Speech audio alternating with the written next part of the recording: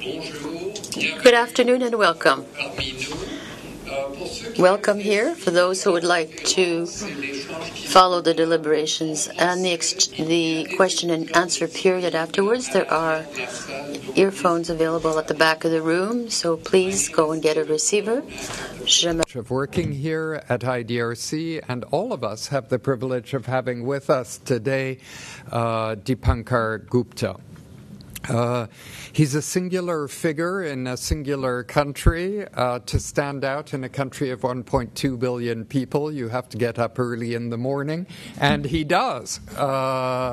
He is one of India's most highly regarded sociologists, but he shades also into commenting and writing about the development of Indian politics. He's very frequently quoted in the Indian media, not so much because he rushes out to make his views known, but because Indians want to know what he thinks about developments within their society.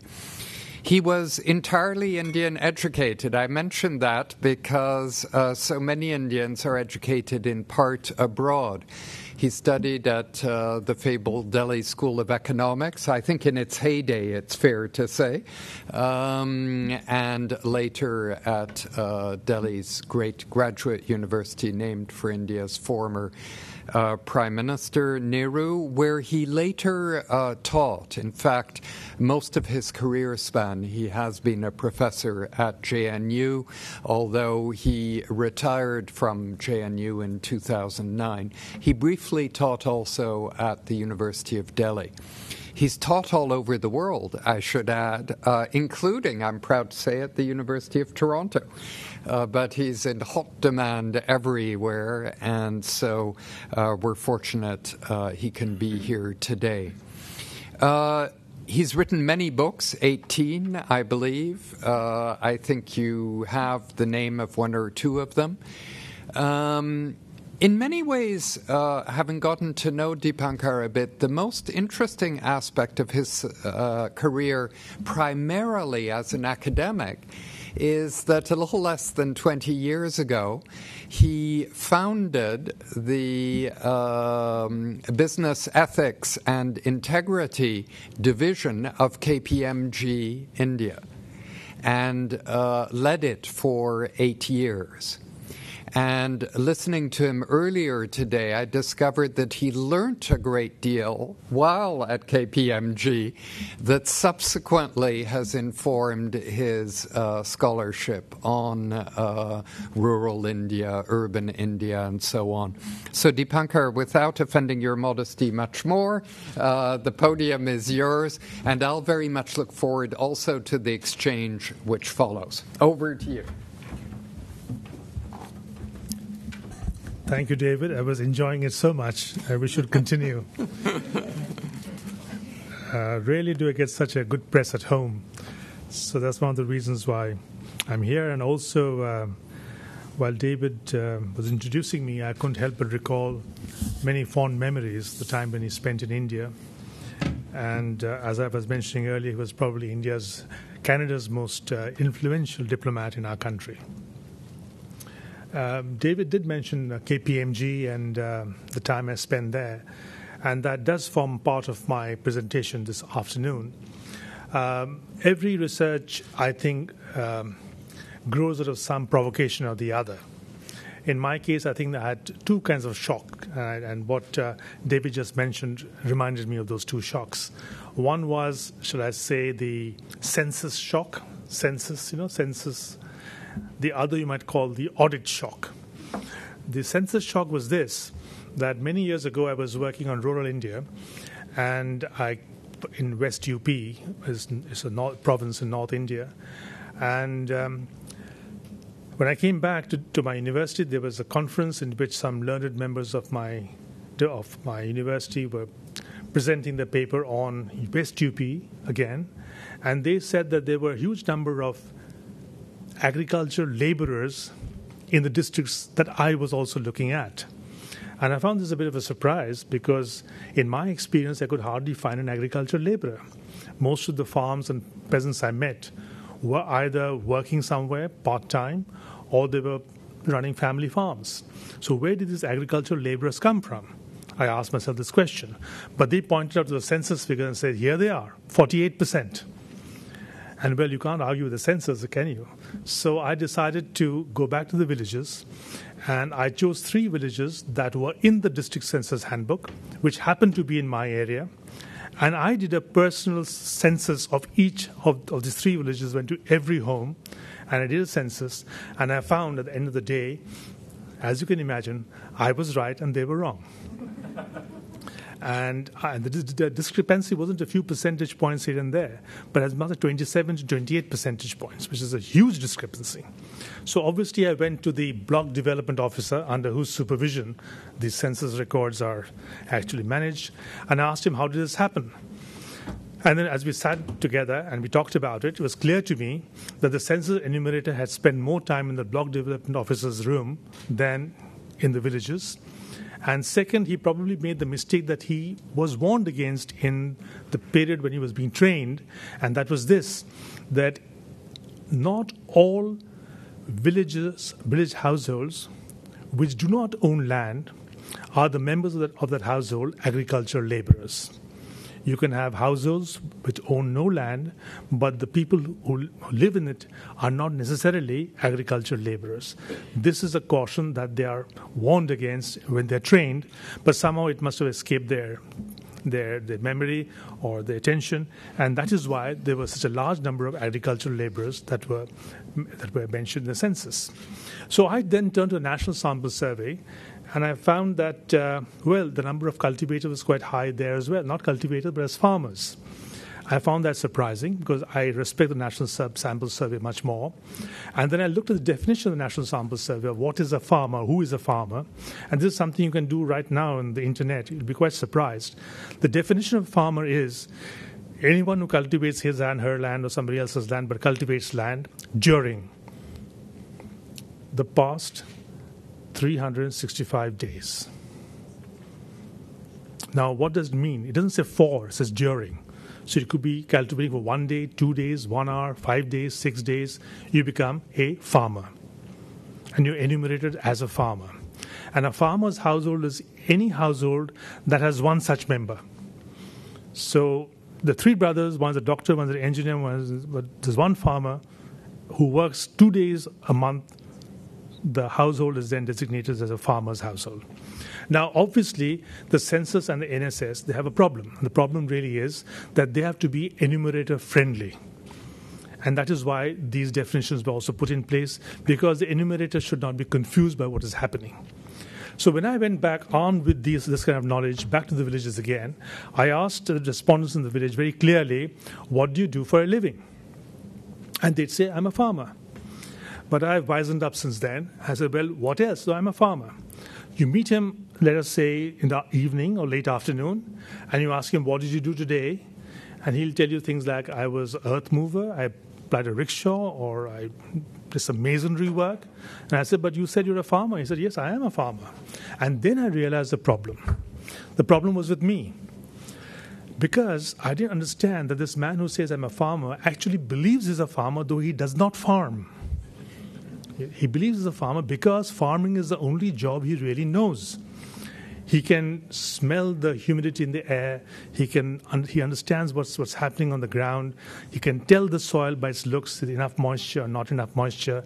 He knows, for example, that if you put fertilizer and not enough irrigation afterwards, as he would explain to you, the soil gets burnt and scalded, and you must wait for the bruises to heal, for the blisters to heal before you can do anything again.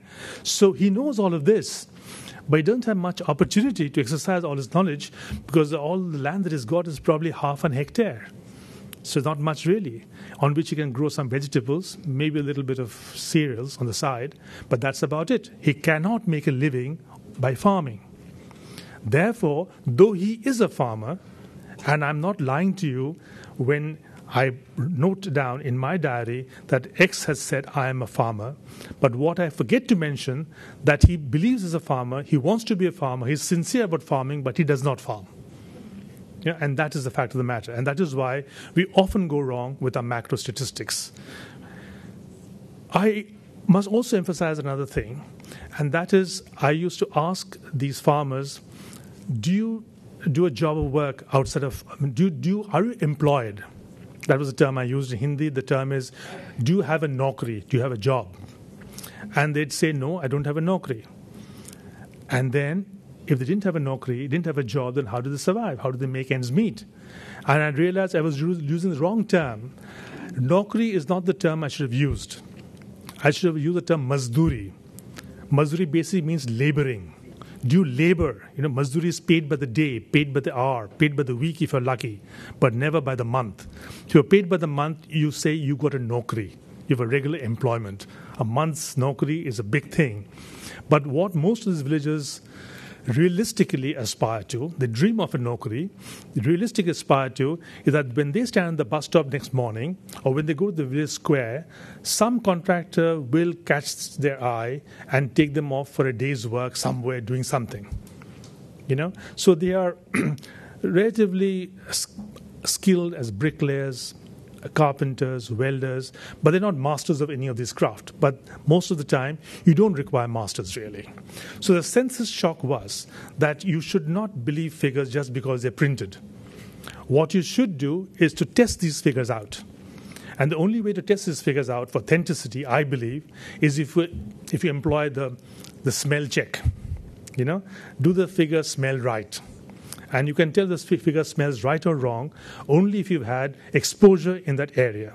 Otherwise, you will be, susceptible to the figures that are given to you statistically. And believe me, if you like statistics, like figures of that sort, you can become utterly promiscuous because there's so many figures coming from so many sources. You can have a wonderful time. But will you be grasping the sense of the matter? I don't think you can do that unless you have a feel of the place, for which reason I advise my students that unless you have done some field work, please don't open up these books and get these figures. You have to know the fields, get a sense of what is right and what's wrong, what actually gels with your own experience, and only then use the figures. You might say I'm being very idiosyncratic about it, but that's the way it is. The second shock, and this is what David just said and reminded me of it, was the audit shock. The audit shock was when I went auditing these companies. Many of these companies were very spiffy on the outside, manicured lawns, and the people who own the company are English speaking. They know they know all the business jargon. They use words like dashboard of opportunities and things like that. and they've been to all the proper schools and colleges the world over. So if you see them, you go to the offices and they entertain you. You think you're amongst people who are world class. But if you're do an audit and do it properly, you realize that there are lots of problems with these organizations. And we discovered that because very often we find people working there but not on the muster. And then we were advised by many of our international clients that when you do an audit, you must tell them in advance you're coming, but that is good manners. And we said if you tell them in advance you're coming, you won't see anything wrong. Because all you need is 20 minutes to dress up your books. Get rid of the people who don't want to be seen. So we began to conduct surprise audits. And when we conducted surprise audits, we found as we entered the gates, the rear gates would open and hundreds would flee. So what we began to do after that was that we stationed nimble young auditors, at the exit gates. We'd first do a recce of the companies, check the exit gates, plant our, young energetic friends out there with a camera and tape recorder, and catch the workers as they're exiting. So that's how we got to know what was really happening within these companies. And as time went by, we became quite proficient, actually. We could guess that 2 or 3 places where the real records would be kept, not the ones that they give to us or to the government or to journalists or to others who are interested. The real records are kept in 2 or 3 places. One of them, by the way, is the guardhouse. So once we got a feel of that, we were almost always successful in getting to the real thing. But what we realized then was that there is a very close connection between the informal labor force that I'm talking to you about, who work in these factories that look very good, but these guys run away when you enter, and they're told in advance that if the auditors come, out you go. Don't wait for our instructions, just leave. I remember going to a factory in Punjab once, and we went to the day, and the owners told us we run only 2 shifts, we don't run a night shift. Now it's an 8-hour working day, right? So only 2 shifts. But we sensed something was wrong, smelt a rat. So we came back later in the evening, and the watchman allowed us to enter because he let us in the morning. He asked the owners, and they allowed us in, so we were kind of already screened. When we entered, we found a 3rd shift working. The 3rd shift was working. There was pandemonium when they saw us, the workers. They dived into bales of cotton, and one, in fact, bumped up against me and said, "Run, run, run! The KPMG auditors have come." So it was just as bad as that, really. So you can imagine what happens after hours in many of these concerns. And I would never have had access to this information, which is why I'm so grateful that I did take up this opportunity to work as a partner in KPMG, because I would have never known this side of the corporate world. Now, remember, we do talk about the information technology enabled sector, and that is our poster boy of our enterprise in India, and it is widely acclaimed, and rightly so.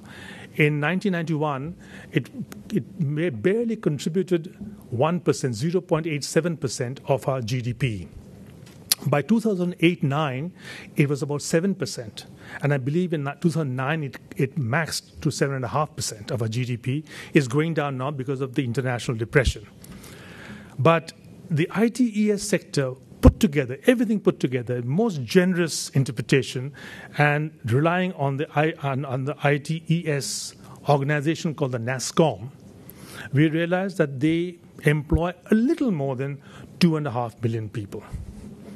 Now, a country of our size, 2.5 million people, given the ripple effect as well, doesn't amount to very much. Whereas the registered workers in many of these small-scale enterprises, registered, I mean not the informal guys who are running away, there's probably 1/10 of all of that, amounts to 39 million people.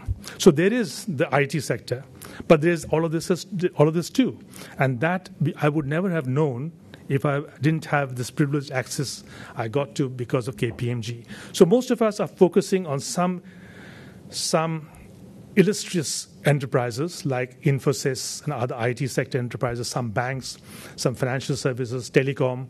But as I said to you earlier, put all of them, and they constitute a very small part of our corporate world, of our business world. You might even say that the ITES sector is something like a rhinestone in the muck. That's the only thing that shines. There's so much else that's happening around. And I think these two shocks together have actually led me to the kind of investigation that I'm going to talk to you about, my own research on the subject. So my thinking was this, that unless we understand where these people are coming from, what pushes them to this to sign up as informal laborer in different parts of the country, we will never really be able to contribute to a policy that might make India a more stable, economically prosperous, and developed country, not just a growth-oriented country, but a developed country. And I try to put both my researches in the field of agriculture and rural studies, and that which I learned during my days as an auditor. And putting them two together, I found that it really helps because one, in fact, informs the other, and this two-way relationship forms a very active nexus that binds town and country together. It is not a one-way relationship. The town is impacting the countryside and the countryside is changing obligingly, but the town and country are together, embroiled together in a nexus, and they're affecting each other at the same time and in ways which are not quite predictable. So to begin with, where are these workers coming from, and why are they coming to work as informal laborers under such dreadful conditions? There must be some good reason for it. And the good reason is that agriculture is no longer what it was once cut out to be. In India, as you might remember, in the early days when we became independent in 1947, the 1950 figures tell us that about 57% of India's GDP, gross domestic product, was from agriculture. The latest figure, absolutely brand new figure, freshly minted figure is 13.9%. So from 56 to 13.9%. So agriculture is a minor player. At the same time, we are also told that 68% plus of India's population lives in villages. Now, how can that be? if 68% live in villages and agriculture contributes just 13.9% of our GDP, then there's obviously a huge mismatch that is going on. And we have to get to the bottom of this. And the bottom of this is very simple. Because you have this large mass of people living in villages does not necessarily mean that they're working on agriculture.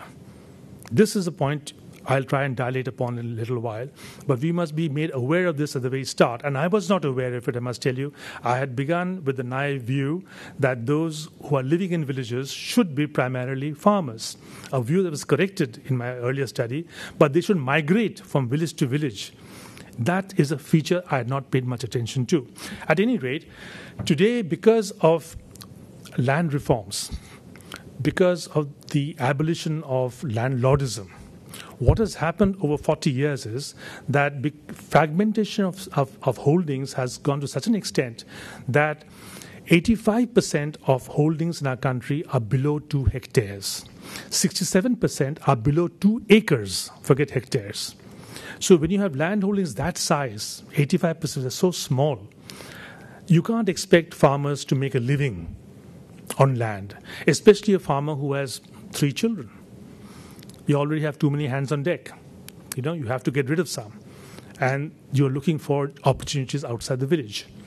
I remember the first time I went to these villages of North India, in the late 70s, early 80s, the village bosses would make fun of me. They'd say, they look at you skinny, bow-legged, pigeon-chested, and look at us. We're big, strong, tall people. Look at our hands, look at your hands, But by the time late 80s came about, they were willing to be my flunkies, the same people. They wanted me to find jobs for their children, something they would never have even, considered in the late 70s, when things were going bad, by the way. But they were probably in denial at that time. But by the late 80s, it was absolutely clear that they wouldn't really make a living out of agriculture, and they had to find a way out of agriculture, and they were looking for it desperately. So with land holdings that size and the fragmentation happening continuously, obviously there was a great degree of pressure to up and leave. So while you had marginal farmers in 1970, by marginal farmers I mean those who own less than 1 acre of land, which are hardly a farmer, hardly a landholder. But that was 50.6%. By the time the figures were tabulated by 2004-2005 National Sample Survey, there was a 16% increase in the number of marginal farmers, which basically means middle farmers and semi-middle or semi-medium farmers, they were losing out and becoming marginal farmers over a period of time because of subdivision of land holdings. When I was growing up in college, I read lots of books, most of us are forced to, and in those books it said that there were big farmers, landlords who were rapacious, who would go around whipping the poor laborers, extracting things from them. When I went to study Indian villages in the 1980s, I didn't find those people. And I said, where have they gone? Am I looking the wrong way, wrong place? And then I realized that the villages had changed a great deal since the time I read those books and since the time those books were written. Because now you didn't have those big landowners anymore. In fact, in 1960, you had about 3.8% of the farmers you could call big landlords, but big landowners in our country is basically anyone over 25 acres of land, which is not much by your standards. And those people could control 30.8% of cropped area, right? By 2005, that number had decreased to 0.8%, the 3.8 becomes 0.8%, and cropped area, 1.8%. So, I'm sorry, 11.8%. Cropped area was 11.8%. So you have a diminution on both ends. The number of people who are big landlords and the percentage of cropped area that they control.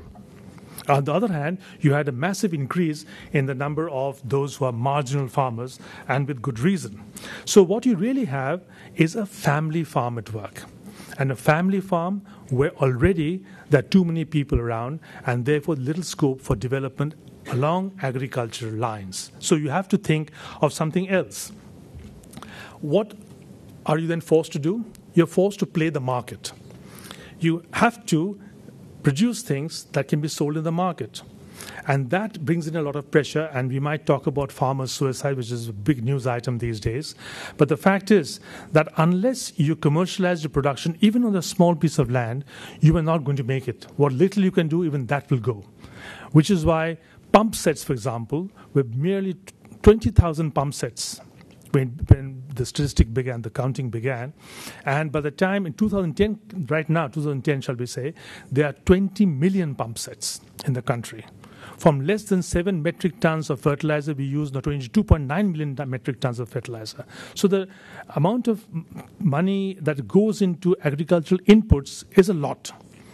And if you are thinking in terms of cash crops, and most of them are thinking in terms of cash crops, but as you know, food crop production percentage-wise is going down, not quantity-wise, percentage-wise, and percentage-wise cash crops is going up. Why? Because if you hit it lucky and the harvest is good, the weather is good, the market is good, it's like you won a lottery. For example, if you're producing cotton, and things go in your favor, then you've hit the jackpot. You can wipe out all your earlier debts with one harvest. But if it doesn't work out, you had it. You go deeper into debt. But this is a chance that poor peasants are willing to take. In fact, the other lesson I learned was that poor peasants are actually a very risk-taking lot. They take the kind of risks that you and I would hesitate to even think of. Not only to take a risk in terms of investment, they also take a great risk in terms of thinking of the future, which is not in agriculture at all. Which is why you look at manufacturing. In 1974, rural contribution to all total India manufacturing was less than 24%. In 2008, it was 43%, a 15% jump. The contribution of manufacture in rural India to total manufacture. So you can imagine how much of rural India's production is not agricultural at all. In fact, the last exercise done by the National Accounts Statistics, the last exercise done showed, that was some years back, little over a decade back. Another exercise that has not yet been conducted. But that exercise showed, little over a decade back, that 45.5% of rural net domestic product is non-agricultural.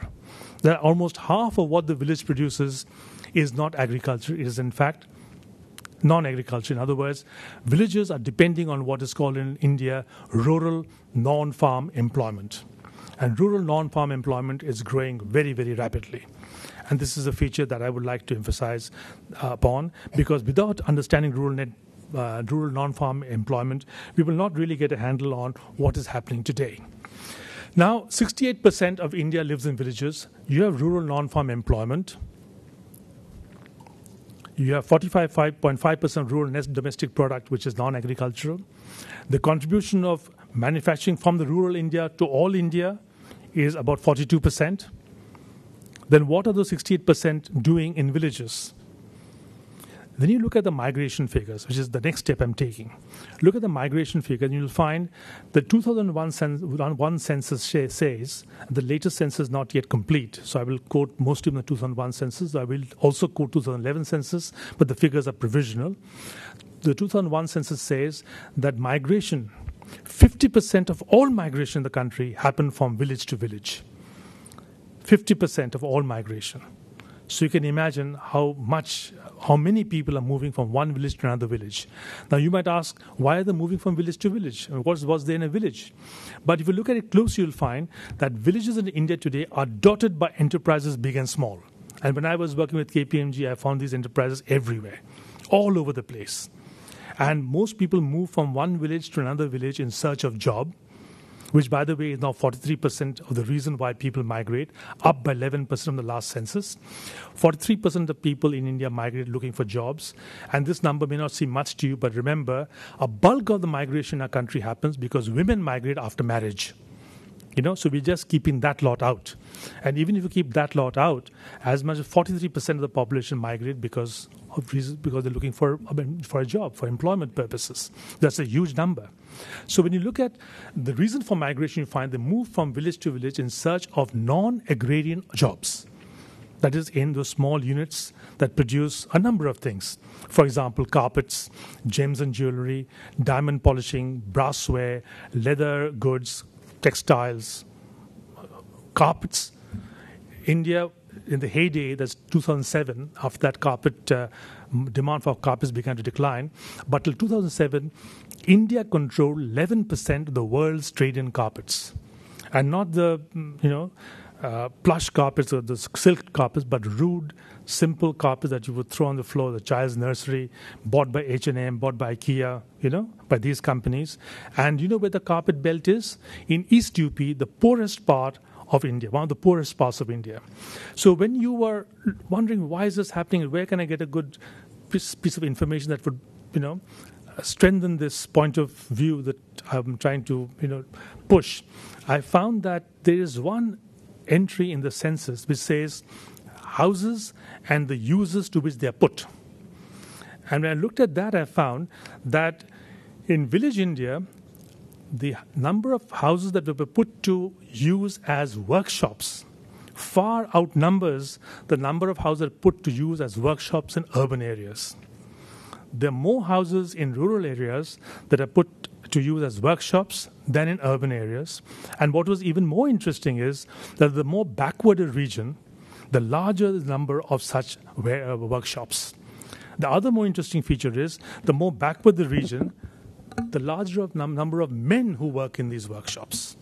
So it's not as if this is purely a women's enterprise working for pin money, something on the side. The main earner is working in these workshops, which are in rural Indias. But many come to the urban world as well. And this is another feature that we must look at very carefully. Because urban India has grown quite a bit, but not in the way that you and I imagined in the 1990s or even the early 2000s. 2010-11 is a very different story. For example, for the first time in the history of India, has the number of urban population been greater than the increase in number of rural people. The rural population has gone up by 90.7 million. The urban population has gone up by 91 million, 0.3 million more. But the urban population has gone up by that much, even though the starting point, the urban population is much lower, technically, than the rural population. Urban population grew by 31%, the rural population by 13%. It is something called the million-plus city. Now, in the last census, we find that we have now 17 more brand new million-plus cities. 18 more million-plus cities.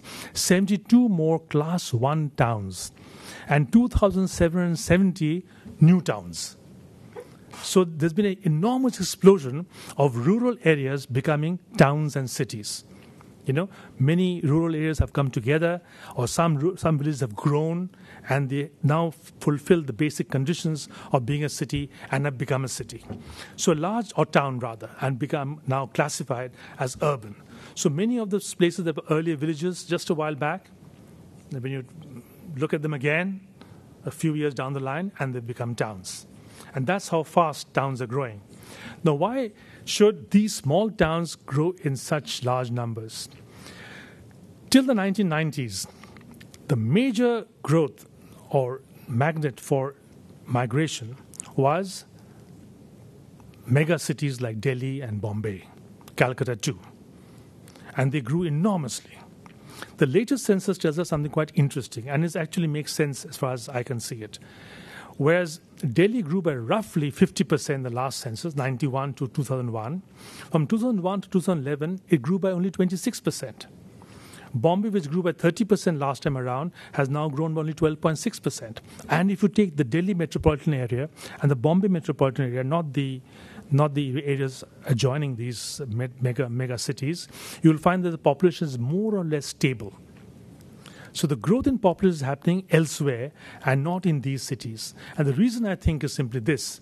If we pay attention to the fact that we have informal labor and that the bulk of our enterprise is of those kinds that actually harness this informal labor to advantage by playing on the cheap wage market for export, then you realize that why should an entrepreneur come to Delhi or Bombay and set up shop here when it is so expensive?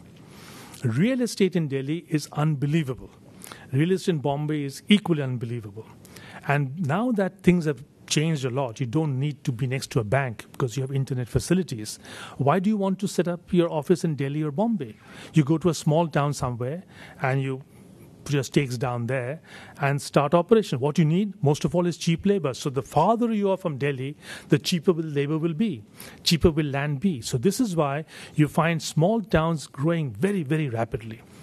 Delhi, as I told you earlier, has more or less stabilized. Bombay has more or less stabilized. But a place like Loni, which will be difficult to plot on the map, has grown by 110%. A place like Noida by 107%. A place like Gurgaon by 73%. A place like Ghaziabad by 64%. There are huge increases, in unknown areas. I mean, not the usual places.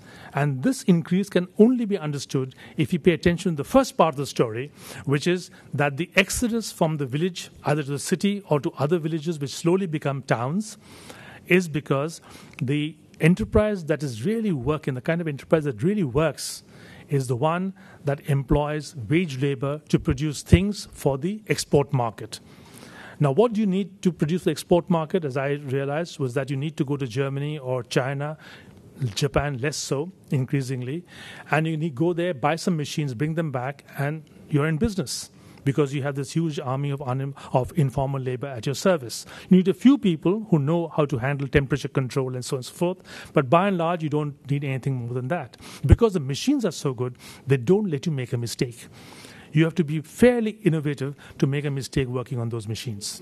They're very, very good machines. Now, you can make car parts. For example, you can make clutch pads, you can make plastic molds, you can make gearboxes, and you will not make a mistake. And you need very little training for that because the machines are so good. They don't let you err at all. If you're a tailor, you think tailoring would need some expertise, but now the machines are so good that all you need to learn is to hold the cloth in a straight line. And that machine with a change of knob will sew buttons, will help you make curtains, the hem of your trousers, a number of things, and all you do is to change those knobs. Carpet weaving, by the way, is a very simple operation. It needs about a month and a half to learn how to weave carpets. And yet, people don't want to do these things. When I spent time in the carpet-producing region of East UP, I went to many villages, and rarely did I find the number of men I thought would be present. And I discovered that about half the household, though somebody has now clarified it, who's done a survey and says 35% of the households, are headed by women. Women-headed households in villages. It's not because of women's rights movement or any such thing. It's just that men have moved away and the women have walked in to fill those spaces. And that's why you have such a large number of women-headed households. But because women are heading households, they're also taking decisions on schooling, education, health, and so on and so forth. And that, I think, is good because the children are pressured to go to school much more than by the mothers, much more than by the fathers. When I ask villagers, men, what do you want? They usually say, if you set up a factory here, we'll do well. You ask women, what do you want? They usually say, set up a school, because they're thinking future. But when I went to these villages, I hardly found men there of the working age group. But then I went to some villages in the same area. For no reason at all, I found a large number of these unshaven people hanging around. So I said, what are you doing here? I said, we are farmers, but I'm smart now. I said, no, you're not farmers. What else do you do? And they said, we are carpet weavers. I said, fine. When did you learn to weave carpets? Oh, our father taught us when we were 9 or 10 or 11 years old. Obviously, they were child laborers. How long did it take? A month and a half, but not more than that. Why did your father teach you to weave carpets? Because agriculture is uncertain, even then. So it's good to have, something like a second string to your bow. That's why they taught us to weave carpets. And then I asked a question which turned out to be a killer question, but it was a very normal question. And the question was simply this, which anyone would ask after these questions. And the question was, have you taught your children to weave carpets? And you must believe me, 100% of them said no. We have not, 100%, without exception, said no, we don't want our children to weave carpets. Look where it has brought us. We don't want them to be here. We want them to get out. And you would think the children out there doing the mathematic work assiduously or the English something. No, they have hands in the pockets, whistling, kicking stones, but they will not weave carpets. That much is clear. What are they looking for? Some signal somewhere that somehow penetrate the mud walls and take them away from this place to a city, to a slum, anywhere but here. And that is why you find, if you are looking in terms of proxy indicators of development, you will find that those areas where there's a huge increase in slum development or slum growth or slum population, you can take it for granted that that is where economic activity is happening. Which is why you have a place like Jaipur, for example. From 1993 to 2007, Jaipur's slum population grew by 176%. Surat's population, Surat, which is another important city in India, which is not a million city in 1983, but I was there on that time, and I noticed the number of diamond cutters that were there in the gems and jewelry business. And in Surat, in 83 to 88, this 5-6 years, the slum population increased by 50%. You have places like Delhi where the slum population is 20%. But look outside Delhi. Go to Meerut. Go to Faridabad, and the slum population there is between 40 and 50%. 46% in Faridabad and 53% in Jaipur, in Meerut. So you have this growth of slums, not just in metropolitan centers, which we usually associate slums with big cities, but the number of slums in small cities and barely made it to the city status cities, the number of slums that are there, and it's really quite a revelation, it was for me. And I realized that this is how India's growth is taking place. In small towns, slums are growing there. And why is it so? It's because we have always depended upon the low-wage sector to get a cutting edge in the international market. And that is why we were able to chart the kind of growth that we did in the past years. What we need is to go beyond that into development, and that is not going to happen in a hurry unless you can take care of the informal labor and somehow sort of change them around from being informal labor to formal labor, and that will require a certain degree of policy interventions, and some of those policy interventions are those that I'm involved with. But you might ask the question, why slums? Why do you think slums are a hopeful place? Because people do say that in a slum, tomorrow may be different from today. In a village, it's almost certain that tomorrow will be like yesterday. But in the slum, there's some hope that future will be different. And the reasons are, well, that is where there's a job opening, but that's also where you find that there is greater literacy in slums. The number of people below poverty lines is lower in slums. You know, in slums, in 2001, we don't have the figures for 2011, but 2001, 74% of those in slums were literate, when India's general literacy levels were 67%. So the slum literacy levels were higher than the general levels. Today, the literacy level generally across the country is 73%. And slums in 2001, it was 74%. So those who come to slums are not literate to begin with. And a large number of studies show that people who come to cities in search of jobs are usually not very literate. But in the slums, as they're growing up, they go to school. And they go to school and they become literate, which is why the slum is not a hopeless place at all. In terms of being below poverty line, much fewer people, 23%, are below poverty line at a time when the government of India officially acknowledged that 28% were below poverty line. Health status, likewise, maternal mortality rates are much lower in slums than amongst the poor in general. But what is very interesting is the emphasis that you see in slums and villages amongst the very poor, emphasis that they lay on education. This is really quite impressive and, in fact, very moving. In 1980, which was just the other day for people of my age, in 1980, 2% of Indian children went to private schools. Now, by now I mean 2010-11, now 51% of Indian children in urban areas go to private schools and 21% rural children go to private schools. That's the huge increase. Now, the private schools, by the way, let me please perish the thought. The private schools are not the kind that you and I are imagining. They're small, one-room, two-room affairs.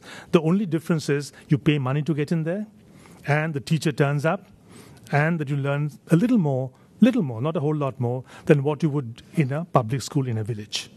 But even so, parents are willing to take the chance to send their children to these private schools. I was mentioning a little earlier that I know two families who are below poverty line families in UP who send their children to a private school. And as I remarked at that time, when I say this, I feel very sad because I don't think any parent should make that kind of sacrifice to see their children in private school. I mean, they keep squeezing their belt. They go on and on. At the end of the day, there's just a buckle left. There's no belt because they're doing their best to send their children to private schools, so that they might have a future outside the village, which is why I've called this today's talk the Hollowed Village and the Hopeful Slum. Thank you. Thank you.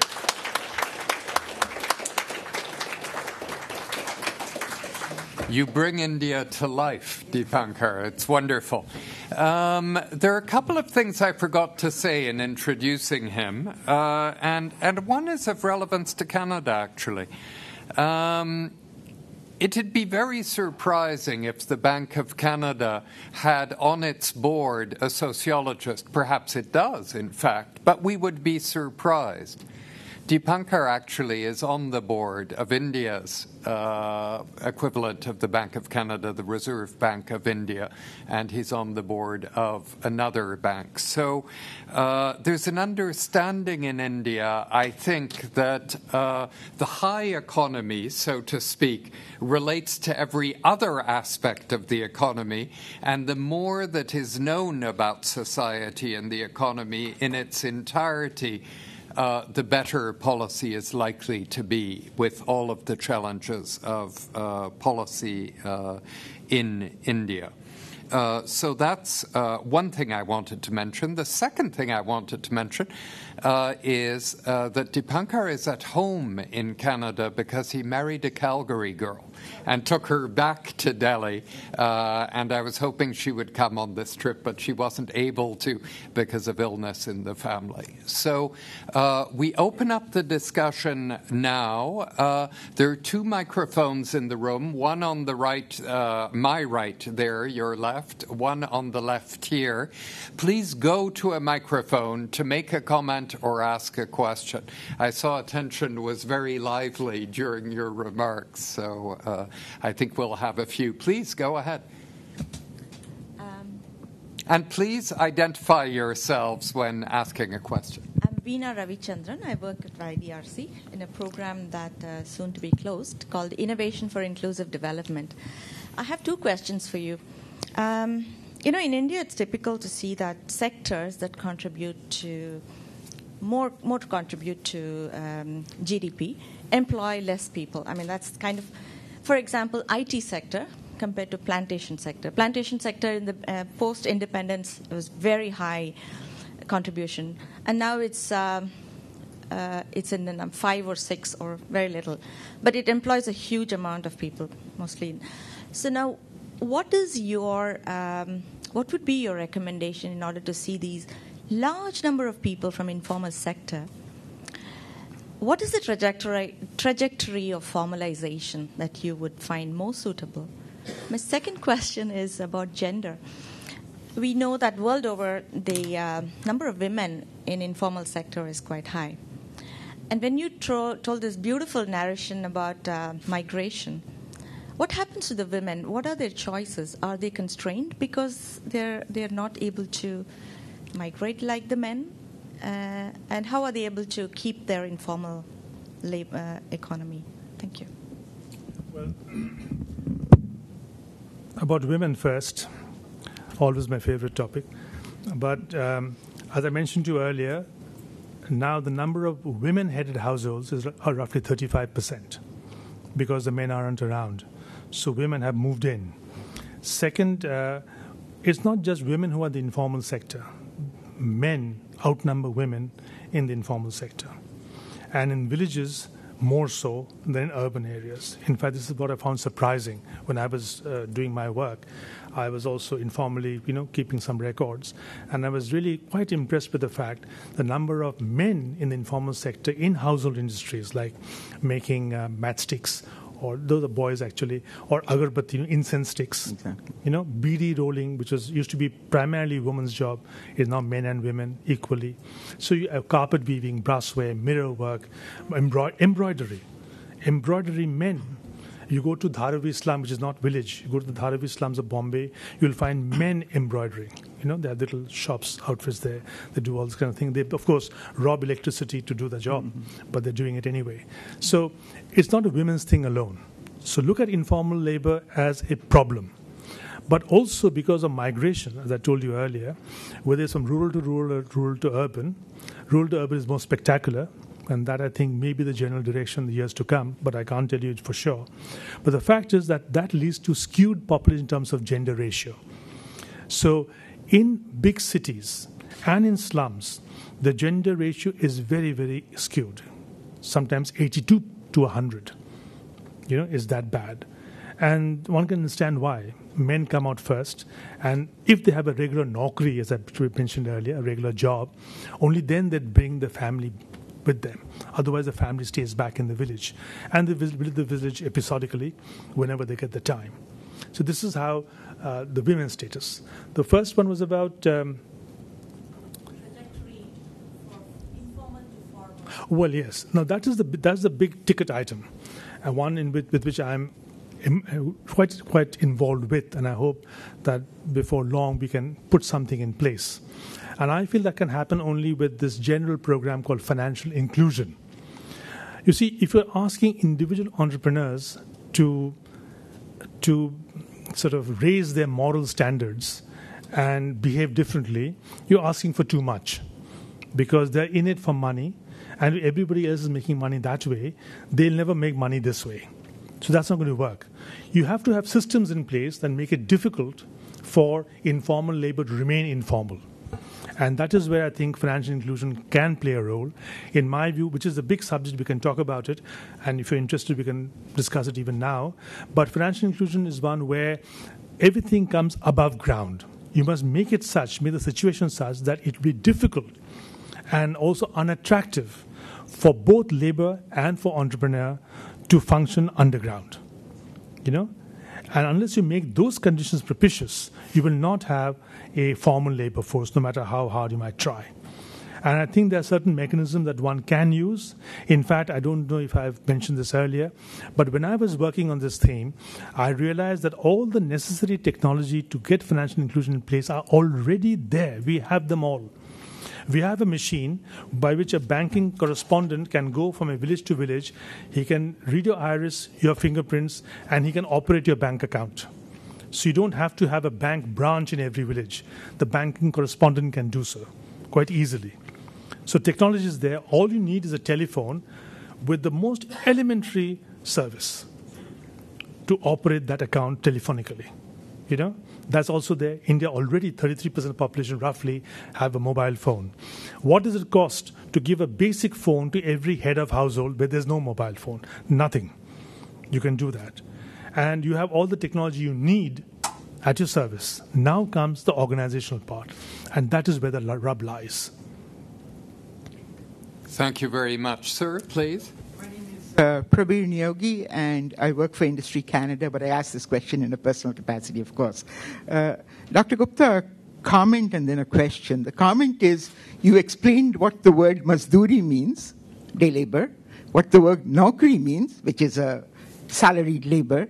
Perhaps you should also explain the relationship between Basti and slum, because to a Canadian audience, the word slum may mean differently.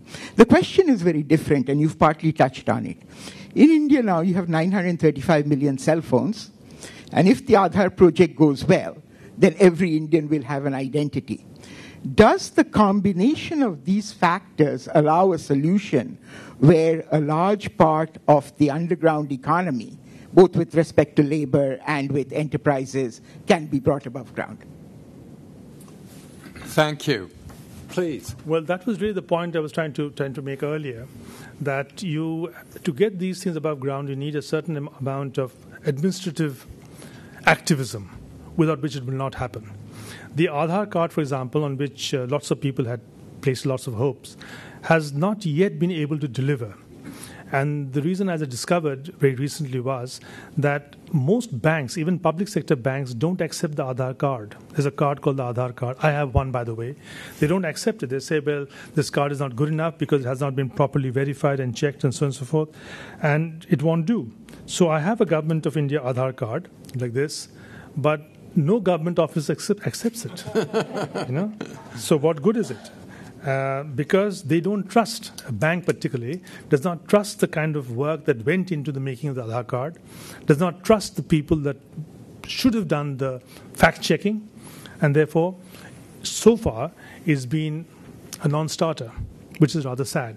But as I was telling those who actually started this card, which is they want to give a card to every Indian, not every Indian citizen, by the way, every Indian, everyone who's in India should have an Aadhaar card. Now, poor people want that Aadhaar card more desperately than people like me, because for them, that's the only identity they have. I have a passport, I have a driver's license, so it doesn't really bother me. But that's the only card they will ever have, and it's very important for them when they get jobs and whatever. So I argue that this card should be used not just for identity. What will you do with an identity? But this card should also be used to access social services and all those things that you're entitled to by law. For example, your Provident Fund, your gratuity, your employee state insurance, such as it is very meager, but nevertheless, you should be able to access those things. But unfortunately, that is not built into the Aadhaar scheme yet, and may not be built into it at all, because the Government of India is not very hot on the idea of universal health and universal education and insurance of the kind that we are talking about. Sir, please. My name is Sudhir Kodati. I'm an independent researcher here. You just mentioned the enormous sacrifice that the parents are making to send their children to the school, almost to the extent of 50-55% privatization in the education sector. When we compare when you talk of development and growth, and when you compare, take the Western example as models, this one glaring disparity that we see from the priorities in terms of the governments, where in the Western context, since the last, say, 40, 50, 60 years, education, particularly at the primary levels, at even up till 12th class, is mostly 95 to 98% they send their children to the public schools. Now, in India, it's the private component is going up and up and up. And so is the case in terms of the spending on the health sector. And these are two killing areas for the rural, or for that matter, even small towns. So David Malone just mentioned that you're on the RBI board. And when you interact with the higher echelons, is there any sense that these are the two areas where India is really gone wrong in terms of prioritization, and the government needs to spend a lot in these two areas? Yes, indeed, I agree with you. But I think that the reason why the West has done so well is not because they have public schools and public health. They've done well because they have universal education and universal health, and they are two different things altogether. As I was explaining to some friends a little earlier, if you have health for the poor and education for the poor, you can take it for granted it will be poor health and poor education. Unless you have universal health and universal education, it doesn't work. And I'm a great votary of that simply because I benefited a great deal from the Canadian health system. My wife was seriously ill here, and I had a $9, insurance card in those years. I was teaching in the University of Toronto, and she got all the treatment necessary for that and nothing. I had no extra money at all, and the best medical care. In India, when we go to a doctor, it's always money, money, money. You're not really sure whether you're getting your money's worth either. But unless you have universal health and universal education, you will not have quality health, quality education. If it's health for the poor and public school for the poor children, then that public school will remain a poor institution in terms of performance. And that is exactly the case in our country. We have legally many public hospitals where you can be treated free, but it's only in theory, because the doctor is for free. You hardly get a bed, people are lying on the floor. But 72% of all health expenditure in our country is on account of drugs, to purchase medicines. That is not free at all. 77% of all expenses, medical expenses, is out of pocket in our country, which is third after Iraq and Pakistan. These two countries shouldn't be models on this subject. But that is the extent of, shall I say, of the problem that grips people. 39 million people go into debt every year because of illness. 24% of the ill don't seek medical care because they don't seek it because they don't have the money for it. So you really cannot talk about democracy unless these things are in place, which has been my problem. And I feel that democracy makes sense only when we're able to complete the circle of citizenship.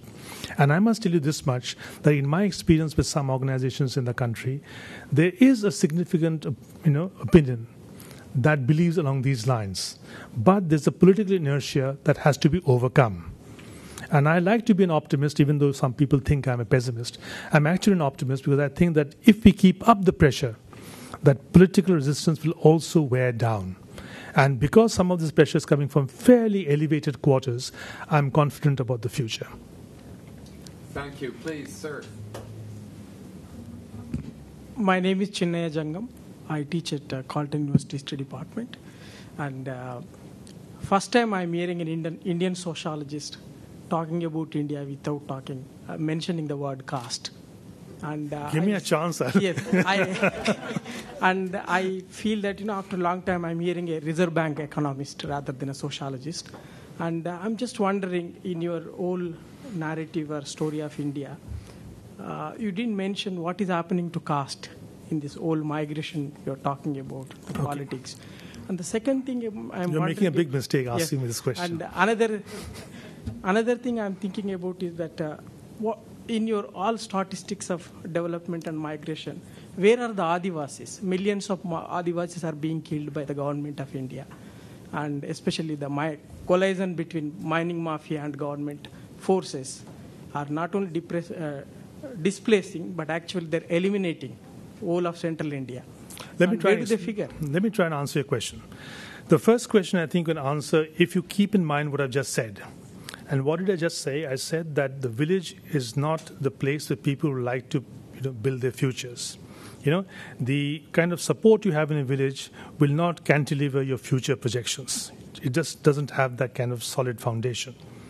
Now, the reason why caste worked so well in the villages earlier was because you had a rural oligarch that called the shots.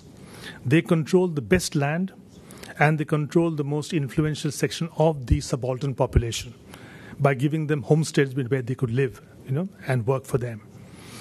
Now that these big landlords are gone, now that the family farm is what you have, now that those descendants of the big landlords are marginal farmers, if not marginal, medium-sized farmers, but at any rate cannot hire agricultural labor on a sustained basis, the kind of influence these rural oligarchs had in the past has gone.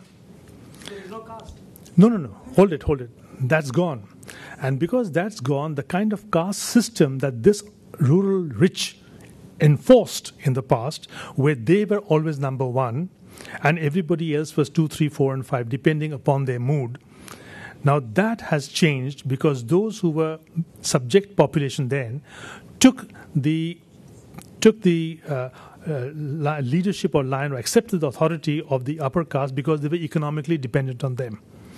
Now, from the 1980s onwards, you find this economic dependency getting lower and lower till now it hardly exists, which is why today you have the cascading influence, shall I say, of scheduled caste politics and backward class politics. Because now the so-called lower castes are saying, if you can't give us jobs, if you can't be a patron, then we're not going to take your swagger either. So what do you have? You don't have the vote bank in operation anymore, which you had in the past. So the caste system has gone. It's not there. What is there is caste identity. People still have their caste identity, and there's a lot of contradiction now between different versions of caste identity. Now, I belong to X caste. In the earlier regime, I was supposed to be number 7, but I've always believed deep down that I'm number 1. Now that system doesn't operate, I can claim to be number 1, so can everybody else. Which is why you have that enormous symbolic energy behind caste politics, which was not there in the past. Because the system is broken, but identities remain. Okay? And you cannot understand this unless you understand the way the village structure has changed. is not because of democracy or any such thing alone. It's unless the village if the village had not changed, this would not have happened. It's because of the real tectonic transformation, the base of the village, that these changes have occurred in the caste order. And when you're talking about migration, Adivasi. Now, for a long time, it was accepted knowledge that North Indian migrants don't go to South India. South Indian migrants can go anywhere, but North Indians rarely went there because of the cultural barrier, etc., etc. And this, I think, was more or less true. In 2001, however, when I was in Tirupur and Coimbatore region, I found a clutch of Jharkhandis there. I said, when did you come? This is 6 months back. When I went again in 2004-05, it became an enormous community. So people from all over India, tribal, non-tribal, are moving everywhere. You go to Surat, Vapi, you'll find people from tribal India where they're working in towel manufacturing units. So they're everywhere. And in Jharkhand, for example, the place I know quite well, in Jharkhand, the migration happens seasonally between Jharkhand and UP. Tribal migration is very, very impressive. Seasonally, because of drought, floods, the works. Most of Jharkhand is monocrop. So if you're landing in Jharkhand, you'll think you're landing in a desert if you come in winter. That's because the rice crop has been harvested. All you see are the dried yellow stalks of the rice paddy, stalks. But actually, that place grows only rice one season, that's it. The next season, they're looking for jobs elsewhere. And they find a proper nokri and not a mazduri, they'll stay on. Now, displacement is another story, where tribals and non-tribals are equally affected. In terms of proportion, perhaps because the tribals only constitute 7% of the population, the number of tribals that are affected is really quite tragic. Also because rehabilitation does not take place. You've heard of the recent coal block scandal, isn't it? The coal allocation. Now, do you know when the government allocates a coal block to me, it just allocates a particular piece of land and says that's the coal block because there's coal underneath. But there are people on top. You see? So before I start working on coal, I have to do something with the people on top. And the government doesn't take care of it. So how do I get rid of them? I either bribe them or I force them out. Neither of the two are good options, isn't it? So it is a problem. But I would also like to say in passing that because I was in Jharkhand for some time, I also examined the Maoist phenomenon. And let me tell you, and I've said this, and I'm just saying it to you, I said it when I was to very senior officials in the government, that the Maoist phenomenon in these areas is not really Maoism, is actually the worst kind of sleazy buccaneer capitalism at work. You see, because this part of India, which is like a swath that cuts across India, the tribal belt, is agriculturally very inhospitable. You have red laterite soil, very brittle. So agriculture didn't take place. It didn't ever have a landlord or even a peasant economy. It had a hunter-gatherer, forest picking, etc., etc. So you didn't have a regular landed economy, which is why you didn't have a landlord, you didn't have peasants, you didn't have rich class of people, whatever, that you find elsewhere. So from this area, there's never been a Cambridge Dawn, a movie star, a big industrialist. Nobody has come from this area, which is why this area has been more or less opaque to the gaze of Indians generally. So when that happens, two natural consequences follow. One is the worst kind of people get there to do business because there's so much wealth under the ground and in the trees. So those guys go there, and politicians who are running away from the law, they also go there. And it's this twinning that leads to what is called Maoism. In fact, most of the Maoists are actually expropriators. They're people who charge what's it called, protection money. And they do, and this is what they do in Jharkhand. And I've been to Jharkhand, I've been to Bihar. I have not been to Chhattisgarh, so I can't tell you about Chhattisgarh. But these two areas, I have facts with me that show that the Maoist business in these areas is actually a cover-up, because under the cloak of Maoism, all these people, including government officials who are in cahoots, lower-level government officials in cahoots with these types of business people, they are doing very well. So I would argue that the tribals of India are actually looking like everybody else for a better life. And the tribals of India, in the main, are not wedded to the land like most of us, imagine them to be. We romanticize the tribals. The tribals are actually very much like us, except they don't have the opportunities that we had. A BBC reporter went to Narmada when the displacement was happening, and this is a fact, it's actually been published as well in Amitabh Bhaviskar's book, that this BBC commentator told the tribal to say a few words. I will not leave the breast of my motherland. Coached that man, and the man said it, photographed it, flashed it across the world. And you have an image of a tribal who will not leave land no matter what. But that's not the real thing. So we should not romanticize the tribals, but we do understand that the poor people in India, tribal and non-tribal, face a future that is hardly enviable. And if you are lower down the pecking order, and the tribals are the lowest because they don't have good political connections either, unlike the scheduled caste. Many scheduled castes have political connections. The tribals don't have that, which is why they always end up holding the shorter end of the stick. Terrific. Thank you. Please, sir, quite briefly, because yes. I'm going to draw this to a close. I'm Zbik Mikolayuk, retired IDRC officer. My question is, you describe fascinating social processes. My question is, how much these processes were the result of the conscious policy or somehow controlled, and somehow were they organic, were they happening, doesn't matter what, from the ground up? Pardon? Sorry, could you repeat? You described the social processes in India. My question was how it happened, the result of policies, the result of God, the result of circumstances. What is your opinion? I think policies did play a role, because if we did not have the landlord abolition policy, we did not have the land reform policy, then I think some of the features of rural India today would not have occurred. You would still have the old-fashioned kind of control over villages, which would also have resulted in the persistence of the caste system in the country. And I think because of this, some important changes have happened, not always foreseen by the policymakers, by the way. And some people argue that the policy of landlord abolition hasn't worked really, because people have found different ways of getting around it. But what really worked is that the juridical authority, which the landlords had, that was taken away. Because that was taken away over a period of time, demography did the rest. Even though people were trying to get around it, they just couldn't stop the sheer pressure of family size increasing over time, but the land remaining the same.